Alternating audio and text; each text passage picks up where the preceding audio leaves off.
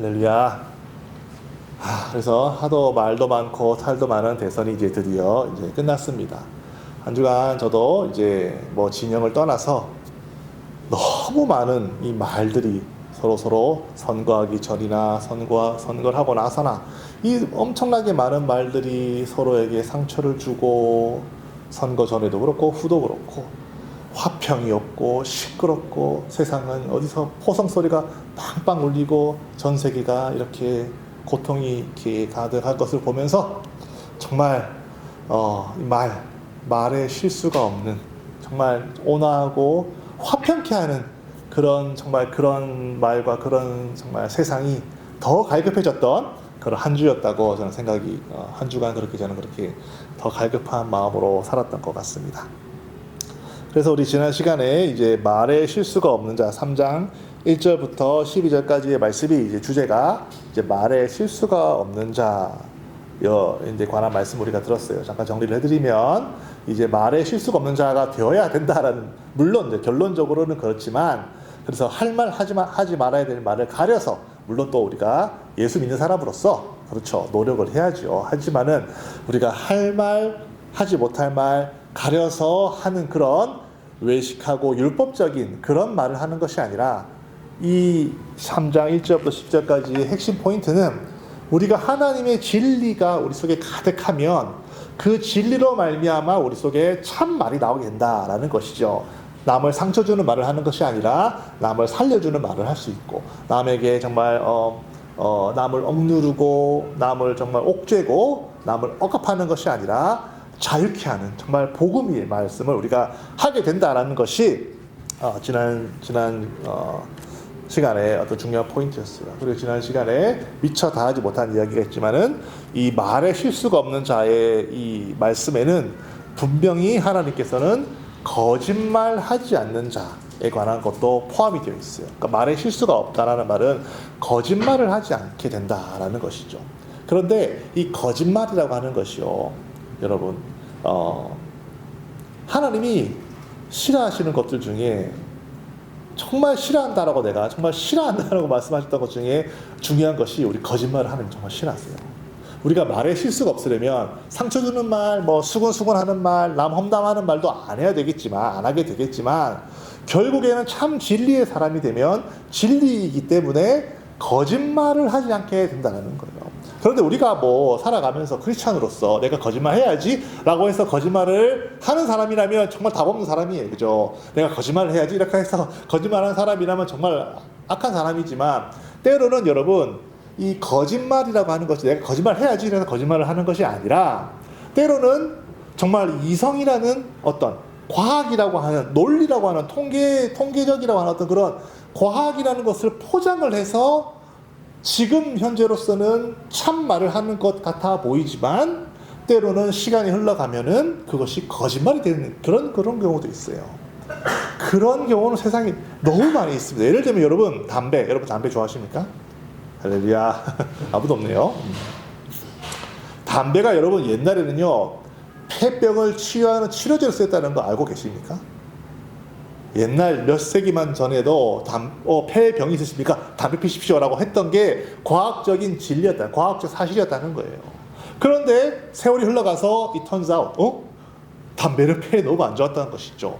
그러면 그 당시 의사들이 폐에 문제 있습니까? 폐렴 있습니까? 결핵 있습니까? 담배 피십시오 했던 그 의사의 말은, 의사의 그 마음속의 의도 자체는 환자를 돕고자 하는 말이었겠지만 결과적으로는 거짓말이 됐다는 거예요. 이런 거짓말은 세상에 엄청나게 많이 있어요. 여러분, 제가 한번 예를 들어 볼게요. 이 그림 아마 잘 안 보이긴 하겠지만요, 로보토미라고 하는 이 뇌역 절제술이라고 하는 이 수술 방법이 있어요. 지금으로부터 거의 한 100년, 한 90년 전이라고 볼 수 있겠죠. 1930년대부터 1950년대 사이에는요, 아주 이 뇌의 정신질환, 예를 들자면은 뭐 양극성 인격장, 바이폴러 디스오더라든지 뭐 정신분열증, 스키조프레니아, 정신분열증이라든지 이런 병에 딱히 치료법이 없었는데, 이 사람이 이런, 다 보셔야 돼. 이거 그림 한 장밖에 없어요. 그래서 이 치료법을 개발을 했어요. 그래가지고 어떤 치료법이냐, 여러분 보시면 아시겠지만 이 코와 눈을 이 밑에 보면 이 두개골 이 틈에 이게 바늘이 쉽게 들어갈 수 있는 공간이 있어요. 거기에다가 우리 뇌의 이 전두엽 부분을 약간 헤집어 놓는 거예요. 그러면요, 신기하게 이 사람 우울증, 심한 우울증이 사라진다는 거예요. 정신분열증이 치료가 된다는 거예요. 양극성 이격장애가 치료가 된다는 거예요. 그래가지고 이 수술 방법을, 이 치료 방법을 정신질환자에게 그렇게 해가지고 무려 이 사람이 개발하고 이 사람이 노벨상까지 받았어요. 노벨 생리학상. 그러니까 여러분들이 만약에 이게 남 얘기 같지만 여러분 생각해 보세요. 여러분들 심한 우울증이 있어요. 그래서 병원 찾아갔어요. 근데 의사가 이 사람의 신봉자인 거예요. 요즘 새롭게 개발된 치료법이 있는데 한번 해볼래? 그게 뭔데요? 이제 코 밑에 바늘 딱 찔러 넣어가지고 살짝 너의 앞 두뇌를 회집는 거야. 아니야, 야, 너 뭐 이렇게 무식한 소리 하지 마라. 이게 노벨상까지 받은 거야? 과학이야, 의학이야. 그러면 누가 안 하겠어요? 과학의 이름으로, 의학의 이름으로 그 당시에는 오케이였어요. 진리, 사실이었다는 거예요. 하지만 우울증 사라지죠. 정신분열증도 사라집니다. 다만 다른 길도 사라져버려요. 내가 아닌 게 되어버리는 거야. 그냥 막 예를 들어 간질 막 이렇게 했는데 간질 사라졌어요. 간질도 사라졌지만 하루 종일 멍하게 앉아있다. 사람이 더 이상 사람이 아니게 되어버린 거야. 그런데도 이런 거 개발해놓고 노벨 생리학상까지 받았다는 거예요. 노벨상까지 받았는데 누가 그걸 거부하겠어요? 그 당시에는 진실처럼 보였지만 시간 지나고 나서는 비진리였던 이런 것들은요, 과학의 역사에, 의학의 역사에 엄청나게 많이 있습니다. 더 무서운, 더 다른 거 드릴까요? 탈리노마이드. 혹시 그 약을 들어보셨는지 모르겠지만 1960년대만 하더라도요, 독일인가 유럽에서 개발된 탈리노마이드라는 약은 그 당시에 임산부들이 입덧으로 엄청 고생을 많이 했어요. 그래서 유럽에서 이 약을 개발했어요. 입덧을 줄여주는 약. 여러분, 임신해보시고 입덧 경험해보신 분들 알겠죠? 입덧이 정말 힘들거든요. 입덧을 하면 보는 사람도 힘들어요. 목도 못하고 토하고 막 그런 사람도 있거든요. 입덧을 완화할 수 있다니. 그런데 의사들이 아무 문제 없다, 부작용 없다, 먹였어요. 세상에 확인된 것만 10,000명의 기형아들이 이 약 때문에 태어났습니다. 10,000명의 기형아를 양산해낸, 그래서 그 후에 많이 이제 딱 약을 못 만들었죠. 하지만 의사들은 오케이, 부작용 없다. 임상적으로, 통계적으로, 과학적으로, 의학적으로 문제 없었어. 먹였더니 세상에 확인된 것만 10,000명 이상이나 되는 기형아들이 태어났다는 거예요. 더 무시무시한 것 얘기 들어드릴까요? 예전에 마취제, 여러분 제가 한 몇 번 얘기했던 것 같은데, 마취제 옛날에 1950년대만 하더라도요, 마취제는 에테르, 클로로포름 이런 것만 썼었어요. 근데 문제는 뭐냐면 이게 이 마취제가 충분치가 않아요. 수술 배를 갈라는데 깨어난 사람이 막 얼마나 끔찍합니까? 그러니까 에테르, 클로로포름 이런 거는 마취제가 잘 워킹 안 하는 거예요. 근데 큐라레라고 하는 아주 좋은 마취제를 의사가 개발한 거예요. 했더니 환자가 깨어나지 않는 거예요. 그러니까 수술 중에 깨어나지 않고 잘 이제 수술을 했는데 몇 번 그렇게 몇 년간 시행하고 나니까 의사들이 깨달은 거예요. 이 마취제는 운동신경만 마취하고 감각신경만 마취하지 않는다는 사실을 깨달은 거예요. 여러분 생각해보세요. 내가 딱 누웠는데 내 정신은 말짱해. 왜? 감각은 말짱하니까. 감각신경은 말짱한데 운동신경은 마비해서 움직일 수가 없는 거예요. 소리도 못 질러. 그런데 자, 수술 시작합니다. 앞에 쫙 가르는 거예요. 그럼 감각은 내가 다 느끼는 거예요. 하지만 내가 손을 들을 수 있나, 말을 할 수 있나, 아무것도 할 수가 없어요. 그런 무시무시한 일도 있었다는 거예요. 큐라레, 당시에는 아무 문제 없어서 많은 병원에서 많은 외과 의사들이 다 사용하던 마취제입니다. 여러분, 과학, 의학, 통계, 논리, 여러분 제가 그렇다고 비이성, 비과학적, 무논리를 얘기하자는 것이 아니에요. 과학적인 사실, 통계적인 내용, 이런 사실은 논리는 상당히 중요한 것입니다. 이것을 잘 우리 생활에 지혜롭게 써야 되는 것이에요. 하지만 그것은 저는 적어도 과학의 그 논리를, 의학의 논리를 알기 때문에 그것을 절대적인 진리로 신봉하지는 않는다는 거예요. 이게 옛날 얘기라고요? 이게 옛날 이야기라고 천만의 말씀. 오늘날도요, 저 직접 겪었어요. 여러분, 저도 이제 아이 3명 낳았으니까, 제 와이프 데리고 산부인과 많이 들락날락 하지 않았겠어요? 그런데 제가 의사한테 물어봤어요. 의사, 만약에 임신 중에 약 먹으면 안 되는 거, 감기 약 먹으면 안 된다는 거 아는데, 혹시 열이 너무 심하거나 그러면 어떻게 하면, 타이레놀 먹어. 타이레놀 괜찮다고. 타이레놀은 임산부가 문제 없다고. 제가 직접 들었어요. 하지만, 그러고 나서 몇 년 뒤에 저 전화를 받았습니다. 혹시 임신 중에 타이레놀 쓰셨습니까? 예. 아, 왜 그러십니까? 임신 중에 타이레놀 쓴 거, 이거 혹시 부작용 생길 수 있으니까, 그거 우리 패티전 신청해서 그 제약사로부터 돈 받아야 된다고. 그런데 안타깝게도 저는 미국 시민권자가 아니라서 out of focus. 미국 시민권자가 아니면 아예 그거 패티션 낼 수 있는 자격도 안 된다 그러더라고요. 어쨌든 간에 여러분 2024년이 오늘날도요. 어제 임산부 환자 타이레놀 괜찮다라고 의사가 말을 했지만 계속해서 많은 연구들이 나오는 거예요. 아니던데? 타이레놀 먹었더니 신경 발달에 문제가 생기고 조산에 문제가 생기고 기형 문제 생기던데? 이런 연구 결과가 또 계속 나오는 거예요. 그러니까 과학은, 의학은 절대 진리가 아니라는 거예요. 그러니까 내가 그 사실을 믿고 발설했다 하더라도 몇십 년 뒤에는 그것이 내가 거짓말하는 자로 내가 하나님 앞에서 보여질 수 있다는 것이에요. 어떻게 100% 자기가 보장해서 부작용 없다, 내가 문제가 없다, 누가 말할 수 있냐는 거예요. 과학과 의학은 그런 것이라는 거예요. 그렇기 때문에 우리는 참 진리. 그래서 이 성경적인 사실과, 그래서 저는 그렇게 생각해요. 창조, 진화. 여러분, 저는 목사라서가 아니라 과학자이기 때문에, 공학자고 과학을 한 사람이기 때문에 저는 진화를 믿지 않아요. 물론 진화에 관련된 수많은 과학적 결과들이 있지요. 오케이. 그러나 만약에 창조와 진화가 배치될 경우에는 나는 그래도 하나님께서 창조하셨다는 사실을 믿는다라고 저는 그렇게 얘기하는 거예요. 왜냐하면은 과학은 언젠가는 틀릴 수도 있기 때문이라는 거예요. 여기까지 오케이였지만 혹시 100년 뒤에는 내가 지금까지 믿고 있었던 거 다 거짓이었어라고 하는 발견이 생기지 누가 안 나는 거예요. 그리고 설령 100% 과학이 다 맞다 하더라도, 그래서 내가 죽어서 천국에 딱 갔어요. 하나님 앞에서 딱 가지고 아이고 기도하라 이 무식한 거사. 아무리 성경에 썼어도 그래 과학이 이렇게 확실하면 네가 믿어야지. 혼난다 하더라도 내가 하나님 앞에서 내가 하나님 말씀만 믿고 살았다라고, 그렇게 그런 사람 바보라 할지라도 그렇게 내가 하나님 말 소리 듣는 게 좋지, 영악하게 너 내 말 안 믿었구나 라고 그런 얘기를 듣는 사람 되고 싶지 않다 이거예요.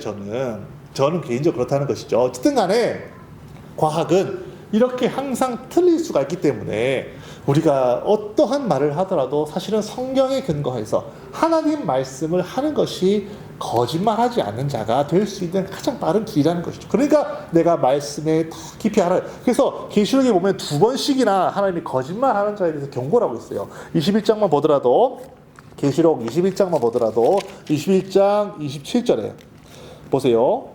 새 예루살렘 성이 딱 오고 난 다음에 무엇이든지 속된 것이나, 계시록 21장 27절, 가증한 일 또는 거짓말하는 자는 결코 그리로 들어가지 못한다라고 말하고 있고, 22장에도요. 22장 바로 그 뒤에 22장 15절에도 개들과 점술가들과 음행하는 자들과 살인자들과 우상숭배자들과 및 거짓말을 좋아하며 지어내는 자, 거짓말을 듣기도 좋아하고 하기도 좋아하는 자, 혹은 지어내는 자는 다 성 밖에 있으리라. 하나님께서 거짓말을 얼마나 싫어하시는지 여기 21장에도 말씀하시고 22장에도 그렇게 말씀하신다는 거예요. 살인하는 자, 음행하는 자 동급이에요. 거짓말하는 자. 그러니까 오늘 내가 과학적인 진리다. 과학적 진리가 어디 있습니까? 과학적 사실일 뿐인 것이죠. 팩트일 뿐인 것이죠. 하지만 그 팩트는 언제든지 시대가 지나고 상황이 달라지면은 틀려질 수 있고 반증이 나올 수 있다는 거예요. 그러니까 우리가 얼마나 하나님의 말씀에 주의해서 우리가 말씀과 진리에 입각해서 살아가는 것이 중요한지를 우리가 한번 오늘 야고보 말씀 통해서 우리가 한번 다시 한번 우리 스스로 돌아봐야 될 것입니다. 왜 제가 이렇게 계속 얘기하냐면, 오늘 화평케 하는 자도 사실 이 맥락에서 크게 달라지지 않아요. 화평케 하는 자가 화평하게 하는 자가 되어야 된다라고 우리가 이런 말씀을 들으면, 그렇지, 내가 화평하게 하는 자가 되어야지. 자꾸 우리는 보이는 외형에 집착을 해서 어떻게든지 내가 좀 참으려고 그러고 어떻게든지 좀 안 되는 머리로 어떻게 상황을 끼워 맞춰보려고 이렇게 하다가 결국 문제가 더 커지고 그런 애도 있잖아요. 어떻게든지 화평하게 좀 해보려고 하다가 중간에서 뭐지 하다가 오히려 더 큰 분란만 만들어지는 그런 일이 있어요. 그러니까 화평하게 하는 자는 물론 우리가 화평하게 하기 위해서 평화롭게 하기 위해서 우리가 노력도 하고 말도 좀 줄이고 기도도 많이 해야겠지만 화평하게 하는 자에 관한 말씀은 결국은 우리가 성경에 누가 화평의 왕이십니까? King of Peace 누구세요? 예수님이시라는 거예요. 그러니까 화평하게 하는 자는 내가 화평하게 되어야지 이게 아니라 그러면 내가 예수를 닮아야겠다. 내가 예수께로 가야겠다. 내가 예수님의 말씀을 내 마음속에 깊이 새겨서 이 말씀이 나를 온전히 살아 숨쉬게 만드는 자가 된다면 자연스럽게 나는 화평하게 하는 자가 되어 된다라는 거예요. 그것이 오늘 포인트지. 화평하게 하는 자. 그건 내가 어떻게 화평해? 어떻게 처세를 하고 어떻게 내가 화수를 개발하고 내가 어떻게 말을 잘해가지고 사람들을 화평하고 불러넣게 만드는가? 이거의 포커스가 아니고 화평하게 하는 자. 곧 하나님의 아들이라 일컬은 받는 자. 우리 마태복음에 보면 산상수훈에 보면 화평하게 하는 자는 하나님의 아들이라 일컬음을 받으리라 라고 산상수훈 예수님께서 그렇게 말씀하셨어요. 그런데 예수님께서 십자가에 못 박혀 죽으실 때 피를 다 쏟고 그 예수님이 그 옆구리 찌른 로마 병사들도 옆구리 찔렀잖아요. 그런데 예수님께서 십자가에 딱 달려 죽으시고 나서 그 로마 백부장이 뭐라고 말했습니까? 그는 진실로 하나님의 아들이었다. 예수님께서 화평을 이루신 장소가 어디입니까? 갈릴리에서? 성전에서? 아니에요. 예수님께서 화평을 이루신 곳은 십자가입니다. 십자가를 통해서 하나님과 온 세상을 드디어 결혼시켰어요. 드디어 하나 되게, 드디어 화평케 했다는 거예요. 십자가에서. 그러므로 예수님께서는 계속 우리들이 뭐라고 말씀하십니까? 자기 십자가를 지고 나를 따라라는 거예요. 너도 화평케 하는 자가 되어야 된다는 거죠. 어떻게? 내 십자가. 자기 십자가를 지고, 십자가가 무엇입니까? 자기 희생, 자기 부인, 이런 것들을 통해서 하나님과 이 세상을 화평케 만드는 자가 되어야 바로 하나님이 우리를 기뻐하신다는 거예요. 여기 보시면은, 화평, 17절, 여기 볼까요? 17절. 이제 치워야겠다. 17절. 화평이라고 하는 것은 아까도 말씀드렸지만 예수님을 보는 거예요. 내가 어떻게 화평하겠다 지혜를 짜내는 것이 아니라 예수님이 평강의 왕, 킹 오브 피스시니까 그분이 정말 오서 오브 피스, 그분이 평강의 주인이시니까 그분 닮으면 되겠구나라고 먼저 깨닫는 거예요. 그 다음에 그러면 이 지혜는, 이 평화와 이 화평은 내가 만들어내는 것이 아니라 그럼 어디서 오겠어요? 하늘로부터 온다는 거예요. 하늘로부터. 왜냐면 하나님이 하늘에서 예수님께서 이 땅에 오셨고 하나님의 말씀이 하늘로부터 임하며 성령이 하늘에서 임했기 때문에 그 안에는 말씀이 역사하는 거, 예수님 닮아가는 것이죠. 예수님 닮아가는 이 지혜는 바로 오직 위로부터 난 지혜라고 말할 수 있는 거예요. 오직 위로부터 난 지혜. 내가 만드는 게 아니고 wisdom that comes from heaven.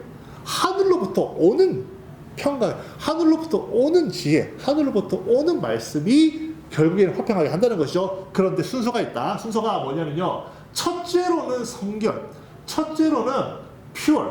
첫째, 내가 화평하게 된다. 내가 내 속에 화평이 없고 내 속에 거룩함이 없고 내 속에 아무것도 없는데 억지로 주변 사람들 화평하게 만드는 것이 아니라 이 하늘로부터 이 지혜, 하늘로부터 오는 것은 먼저는 내 속사람이 먼저는 피어해진다는 거예요.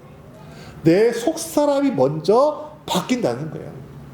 내 속사람이 피어하게 바뀐다. 우리 지난 시간에 말씀하고 똑같죠. 우리가 말에 실수가 없는 자는 내가 말을 어떻게 하고 잘하고 이런 지혜가 아니고 내 속사람이 하나님의 진리로 충만하니까 그 충만한 믿음과 말씀이 스며 나오는 것이죠. 그러니까 말에 실수가 없는 것처럼 먼저는 이 하늘로부터 오는 이 평강은, 하늘로부터는 이 지혜는 먼저는 내 속부터 깨끗하게 만든다는 거예요. 내 속부터 깨끗하게 만드는 거예요. 내 속부터. 남이 뭐 화평하게 만들고 뭐 시어머니, 뭐 며느리 이렇게 뭐 고부간에 갈 때 이게 만드는 게 아니고 먼저 내가 깨끗해진다는 거예요. 먼저 내가. 그 다음에 화평하고. 이 화평한다는 말은 잘 보시면은 peace loving. 화평을 사랑하게 된다. 평화를 사랑하게 된다는 거예요. 여러분 잘 보시면 이 peace loving과 peacemaker, 화평하게 하는 자는 다른 이야기입니다. 내가 화평을 좋아하는 것과 내가 화평케 하는 것과는 완전 다른 이야기예요.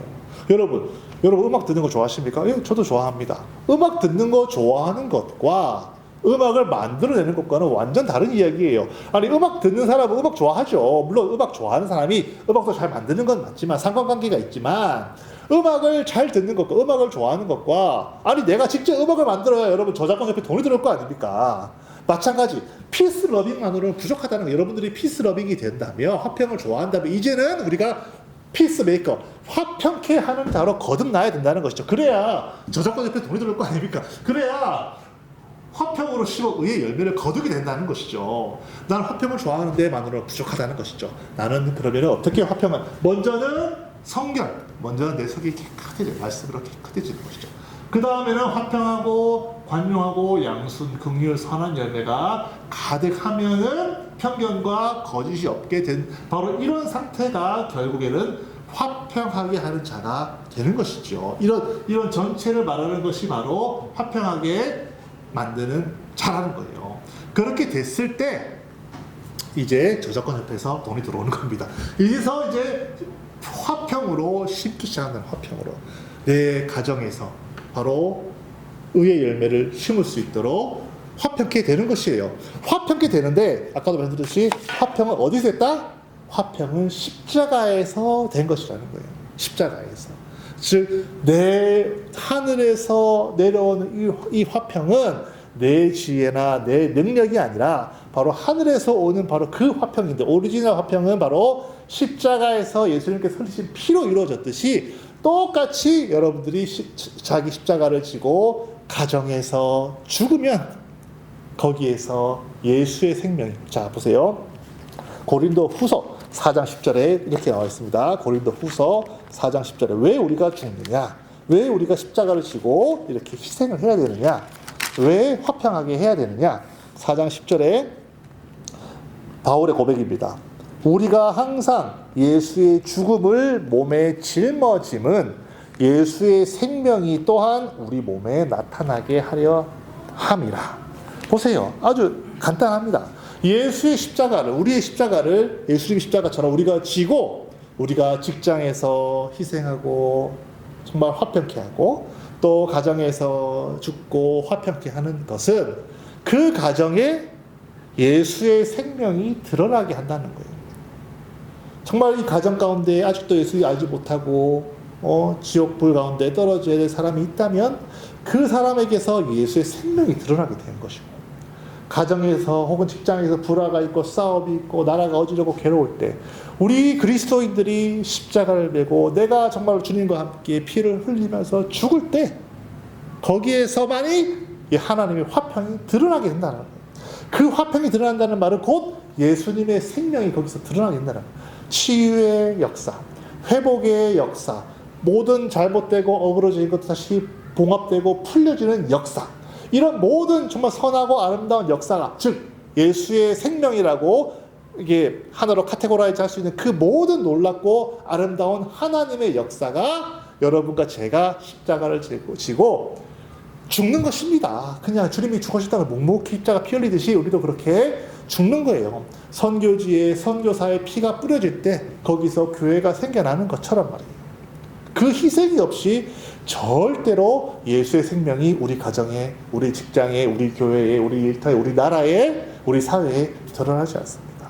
우리 기독교인이 해야 되는 일은 바로 여러분과 제가 그렇게 화평하게 하는 자가 되어야 된다는 것이죠. 화평을 사랑하는 것만으로는 안 된다는 것입니다.